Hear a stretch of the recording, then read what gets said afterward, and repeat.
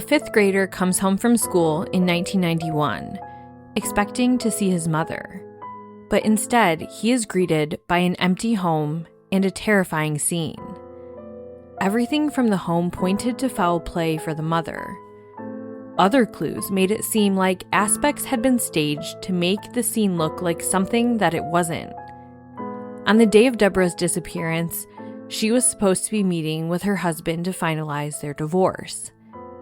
And while that may seem like suspicious timing, he has always maintained his innocence, and nobody has ever been charged in her case, and her body has never been found.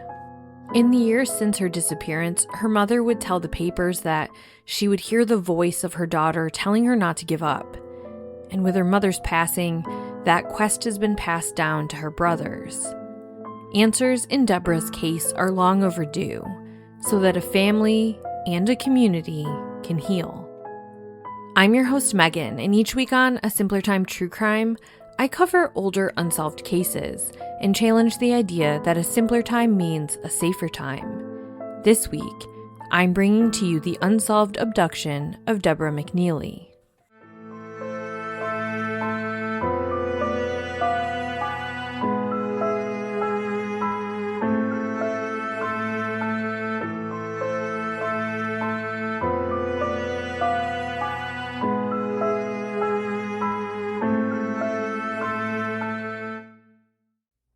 At the top of this episode, I have a few quick housekeeping items. First, I wanted to pop on before we get into the episode and just let you know that I've officially launched my Spreaker Supporters Club. If you're unfamiliar like I was, it's just like Patreon if you've ever joined one of those.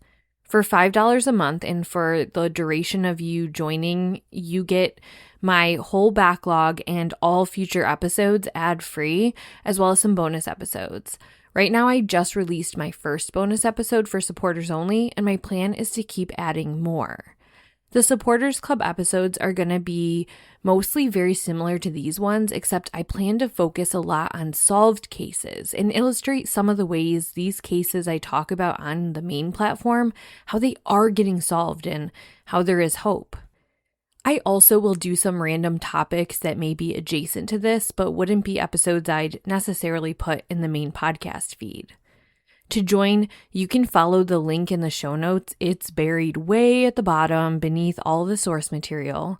So just click on that link, and once you create that login, you use that same login to either listen on the free Spreaker app or on the Spreaker.com website. You do have to be logged into either the app or the website to get the ad-free and bonus episodes. Now, do not stress at all if you cannot make the move at this time. I will still be here every single week with regular episodes, and none of my current content is changing. But if you are able to do so and decide to do so, please know that I do not take for granted the compliment of being a creator you choose to support financially with all of the options out there. I have so many ideas for this show and future projects, and this really just helps me sustain all of that. So thank you to all of you for your support, and I promise I won't do a big long spiel like this every episode. I'm only doing it now since these perks are new. Second order of business relates to the episode today. In addition to the original reporting on this case, I also pulled information from a fellow podcast that did a great deep dive, a 3-parter on this. So I want to acknowledge the podcast and let you know I've linked it in the show notes. It's called True Crime PI Beyond the Badge, and the podcast has retired cold case detective John Dawes and PI and podcaster Dana Pohl. And Dana actually sat down with Deborah's brothers for 2 of the 3 episodes on the case. And so even though I'll be sharing some of that info here, after you get done listening to my episode, I highly recommend you head over there and listen to the 3-parter to hear the full-length interviews for yourself. Lastly, this case involves one individual who has been widely discussed by media and by Deborah's family in connection with her disappearance. No one has ever been charged, and any allegations mentioned here are unproven. All parties are presumed innocent. So with that in mind, let's get into it. It was the afternoon of January 29th, 1991, and 11-year-old Kevin McKneely had just gotten dropped off from his school bus. Each day when he would arrive home, he'd walk the long gravel driveway back to his family home, which was set back off the road on an isolated property surrounded by woods. It was located on Union Church Road in Rockdale County, Georgia, and I'll have a photo of it on the Instagram at SimplerTimeCrimePod. For the past year, he had lived there with just his mother, 39-year-old Deborah McKneely, and his older brother Jeff, who was 14. His father, Donald Reuben McKneely, who usually went by Don, was living elsewhere because the McKneely family was going through a bitter divorce. That morning, Deborah had gotten her children off to school. She was going to do things around the house that day and prepare for a stressful evening ahead, because that night at 5 p.m., she was supposed to meet with her soon-to-be ex-husband Don. Their divorce was going to finalize that day, and the meeting was to complete the last-minute signatures to finalize the divorce and split of their marital assets. So that afternoon, Kevin expected to see his mother when he got home like he did every other day after school. She would greet him and give him a big hug and ask about his day. But on this day, as he made his way to the house, something felt off. It was strangely quiet, and his mother's vehicle was missing from the carport. And from there it only got worse. The back door looked like it had been kicked in, and there was blood in the carport. Now what happens next is a little unclear, but we know that young Kevin couldn't have called police from his home phone because the phone lines were dead, and the line had been cut. If you follow me on TikTok or Instagram, I talked about this topic the other day because cutting phone lines is something less common today, but it's a detail present in a lot of old cases with serial killers, robberies, abductions, sexual assaults, breaking into homes, you name it. Any scenario where you would want to make entry into someone's home and did not want them to be able to call for help, this was something that used to happen. Before cell phones, most homes relied on a single landline that ran from the street into the house, usually entering at one visible location called the demarcation point, where the phone company's line met the home's internal wiring. From there, that one line fed every phone jack in the house. Even if a family had multiple phones, they all depended on that same physical connection. And because of this setup, disrupting the line at or near the demarcation point from outside of the home could silence every phone at once. There was no immediate indication that the line was down, so you didn't get some sort of warning that the phone went out. People usually didn't realize they were cut until they tried to make a call, which is just so obviously terrifying. Also, if someone was at a telephone pole, depending on when and where this was located, there was a possibility to cut the phone line, or the drop line rather, to the individual house from there because they could be pretty low hanging. So just keep that in mind with this case. What we do know is that Deborah's 14-year-old son Jeff also got home that afternoon, and that in some way or another, probably going to a nearby neighbor's house, they were able to call for help. Police descended on the house, and right from the jump, they didn't mince words. Police felt this had been an abduction and that foul play was involved. Not only was the back door kicked in and there was that blood in the carport, the door of the carport into the house, a different entrance, that had shattered glass on the window of that door. So you have two different points of entry where there seems to be forced entry. Kevin would later tell the Atlanta Constitution, quote, "I didn't know if that was my mom's blood or maybe the person who tried to break in. All kinds of stuff was going through my mind. I was thinking, is she all right?" End quote. According to the podcast I mentioned at the top of the episode, Deborah's brothers Stan and Scott lived locally at the time. But by happenstance, her brother Michael, who lived in Maryland, was in town on a brief work trip. And collectively, that phone tree started, and that's when the family sprung into action. By the time they got to the property, it was crawling with police, and the family all had one thing to say. They were unified in their belief about who they suspected was responsible, a belief shaped by years of fear, prior allegations, and what they believed to be escalating behavior. But as we know, suspicion and proof are not the same thing.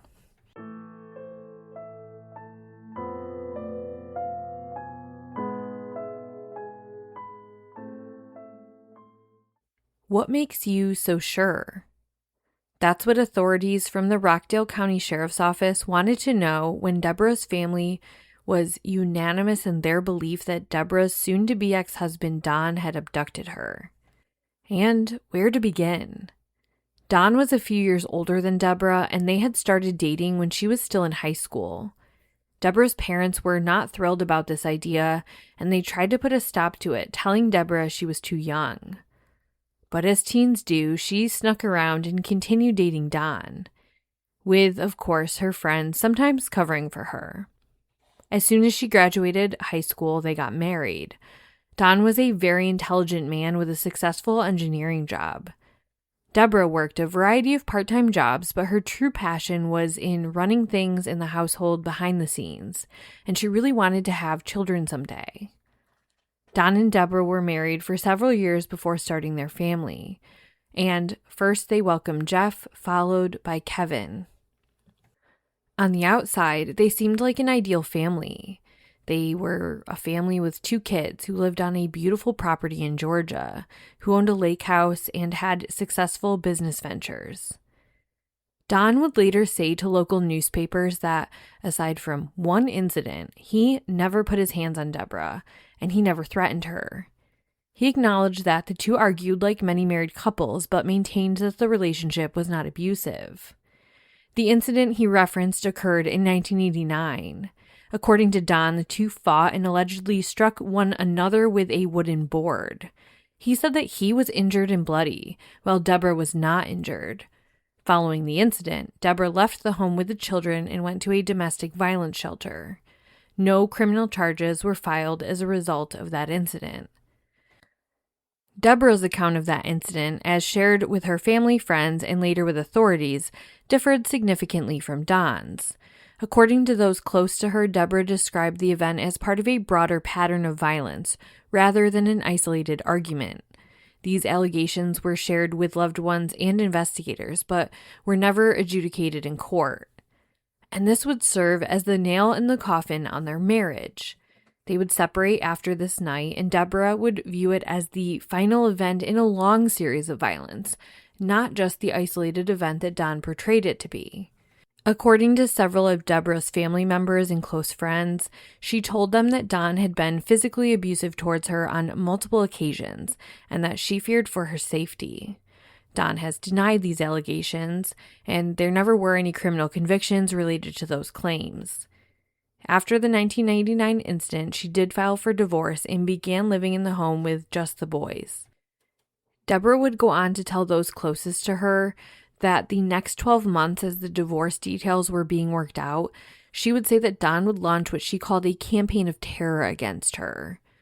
According to police reports cited by the Atlanta Journal, Deborah contacted authorities on 2 occasions in the year prior to her disappearance to report that she believed Don had come onto her property and interfered with her phone lines. In one instance, she reported that he was dressed in camouflage and moving through the wooded area surrounding the home. Those reports were documented by police, but no charges were filed and they were never proven. Multiple friends and family members have come forward to say that she had confided that she feared Don would kill her, and that if anything had ever happened to her, it was him. This was including just the day before the event, but more on that later. Investigators and Deborah's family discussed money as a possible motivating factor in her disappearance. Court records showed that between the planned sale of their Lake Sinclair property and other shared assets, the marital estate to be divided was estimated to be at around $700,000 at that time, roughly $1.6 million when you adjust for inflation today. On the day that Deborah had disappeared, she was supposed to be meeting with Don at 5 to sign that final paperwork and make it official. But, of course, that appointment could never happen. So, jumping forward ahead again to the investigation on the day of and following, that is just a snippet of all that the family had to tell detectives about Don and his reported behavior. and detectives were suspicious as well. A day after her disappearance, Rockdale County authorities were tipped off to the recovery of her vehicle. Her black and gold Chevy Blazer was found in downtown Decatur, Georgia, about a 36-minute drive from her home. The vehicle was left unlocked with the keys in the ignition and $65 cash displayed in plain sight on the dashboard. Authorities had just one conclusion. This car was being used as bait. Someone else would be tempted by the cash and keys and steal the vehicle, leaving behind fingerprints or getting caught with the vehicle and thus becoming a suspect in the missing persons investigation. There were some other things back at the scene that were peculiar as well. Investigators out of Rockdale County shared with the papers at the time that the two doors being forced open, you'll remember it was the back door being kicked in and the carport door had the shattered glass window. It was their thought that there were two perpetrators. And that may be true, but something that retired cold case detective John Dawes pointed out was that the broken glass is not really the way burglars break into houses for the most part. It's noisy, which I guess it mattered a little less here given that the phone lines were cut and she lived in a really isolated property. But in general, people who are going into someone's house as an experienced burglar just looking for your stuff, they tend to use pry bars and other tools that make less noise. And there was something else that made an interrupted burglary seem extremely unlikely, and that was that Deborah's glasses, purse, and jewelry were all left behind. To authorities, it was clear that whoever came into the home that day was interested in Deborah and Deborah alone. In the days following, the life of Deborah's family was turned upside down. The boys were temporarily placed in the custody of Deborah's mother, and Deborah's mother actually moved into the home her daughter was abducted from to keep the boys in their routine and in the same school district. I can't even imagine. I would be so terrified. Her brothers and loved ones took to the streets to pass out thousands of flyers. They searched the property and the woods and the acreage surrounding all of it, but there was no sign of Deborah. Don McKneely and Deborah's family would enter into a difficult custody dispute. Originally, the boys resided with Deborah's mother in Cobb County, but in May of '92, Don was awarded full custody of the boys, and he continued raising them through their teen years. In later interviews, Don cited the custody ruling as evidence that authorities and the court system did not believe he was responsible for Deborah's disappearance. Legal experts have noted, however, that custody determinations are based on a child's best interests and do not constitute findings related to criminal guilt or innocence. In a 1993 anniversary article in the Atlanta Journal, Don stated that he was at work with his engineering job on the day Deborah disappeared and that coworkers had provided him with an alibi. That same reporting noted that police later told the paper that the coworkers' statements were inconsistent, so just take that as you will. Don also told the paper that he had cooperated fully with the investigators early on, including providing blood, hair, and fingerprint samples, which he said he believed would help clear him as a suspect. Instead, he remained a suspect and was later fired from his engineering job of more than 20 years. Authorities told the Atlanta Journal that his termination stemmed from his failure to cooperate with an internal workplace investigation, a claim Don disputed. Don went on to say, quote, "They have totally wrecked my life for no reason whatsoever, but the pain I feel does not compare to the torment my sons feel every time this comes back up," end quote. Rockdale County Sheriff's Captain Scott Rhodes told the Atlanta Journal, quote, "He has been a suspect from day one, and he continues to be," end quote. In that same 1993 interview, Don offered an alternative explanation for Deborah's disappearance. He said that she wasn't the innocent homemaker that people thought, and he suggested that Deborah may have been seeing other men who caused harm to her. There has never been independent evidence made public to support that claim. Deborah and Don had been separated for some time, so she may have been dating, but whether she was or not is unknown. Don was never able to provide further details publicly to substantiate this claim. In January of 1994, family and friends circulated more flyers and offered a $10,000 reward for information, but it doesn't seem like it jogged too many memories. Deborah's brothers have tried to get the investigation moving again over the years. In 2013, Rockdale County Sheriff's Office swore in Ronnie Goodman, who tried defrosting the ice-cold case. He stated to the news that he wanted to find out if DNA advancements could help with the case. But since then, it's been an uphill battle. In 2023, the Coleman-Baker Act was passed in Georgia, and that requires law enforcement agencies in Georgia to consider a review or reinvestigation of a cold case murder when a designated family member or legal representative submits a written request. According to the True Crime PI podcast episode on this case, Deborah's brothers approached the GBI with a request under this umbrella. But they basically said, we can't look into this unless Rockdale County agrees. And the Rockdale County Sheriff's Office said no. The reason for that decision has never been publicly explained. Some family members and observers have questioned whether concerns about prior investigative work may have played a role, and that maybe there's some embarrassing police blunders in there or egos at play. Law enforcement has never offered an official explanation. I talked about how Dana Pohl interviewed Stan, Scott, and Michael, her three brothers. Michael is the one that came from Maryland, and it just so happened that the night before her disappearance, he had made a last-minute trip there on business. Only one of his brothers and Deborah knew that he was coming into town because he was only going to be stopping in for a brief visit, and he didn't have time to visit with everyone, so he was just trying to fly under the radar, which I can totally relate to. Michael has stated that when he arrived the night before Deborah's disappearance, he saw a man standing near a telephone pole by the road at the base of her driveway. According to Michael, he later came to believe that that man was Don McKneely. He said that as he put his directional on to turn into Deborah's driveway, the man turned away from him.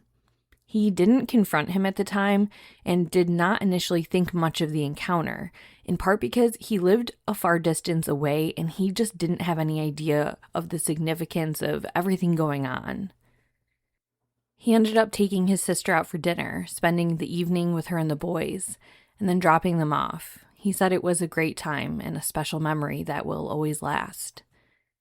And that would be the last time he ever saw her.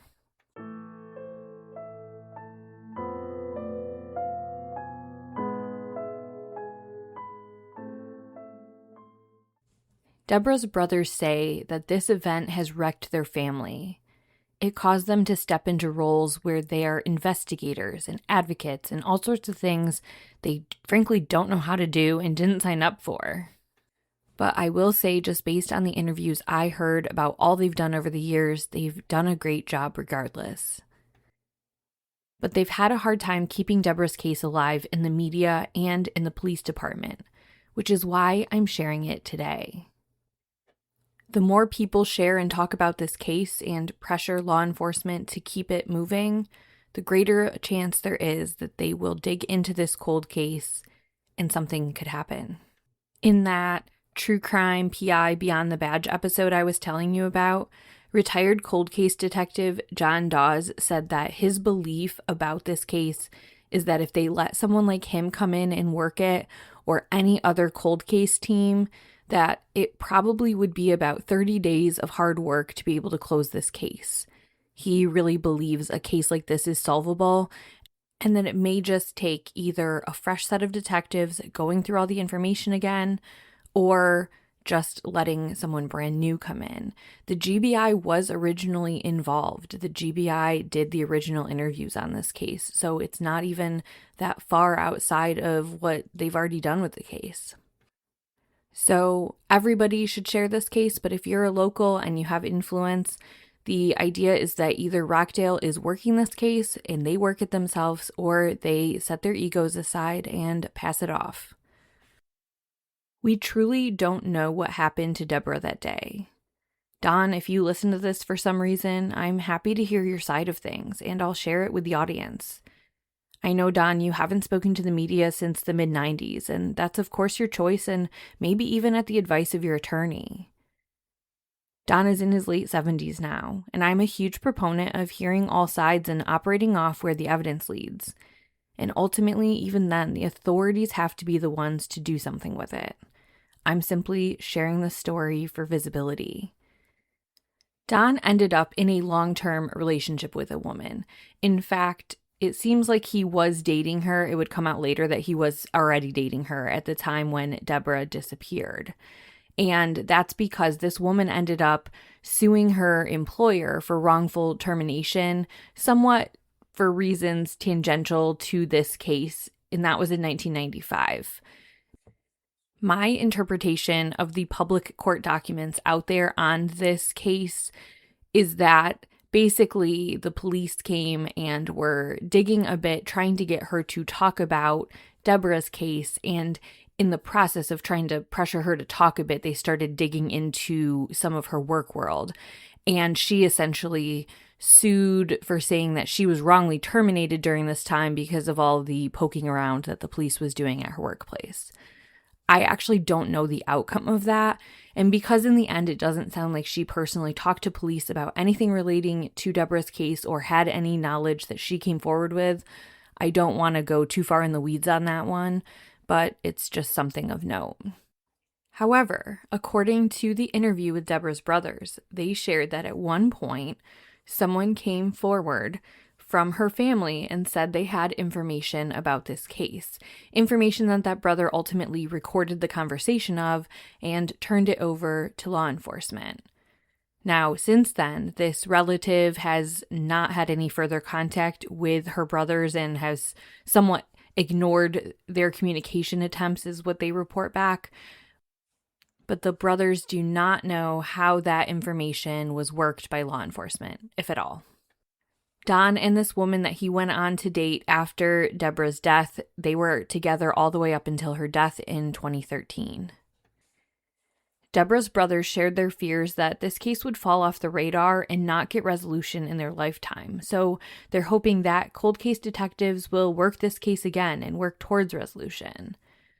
They were always told that the holdup was that investigators were waiting because they only had one shot at this, and they wanted to make sure they got it right.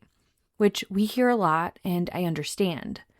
But respectfully, that clock is ticking, and that sentiment gets less impactful each day.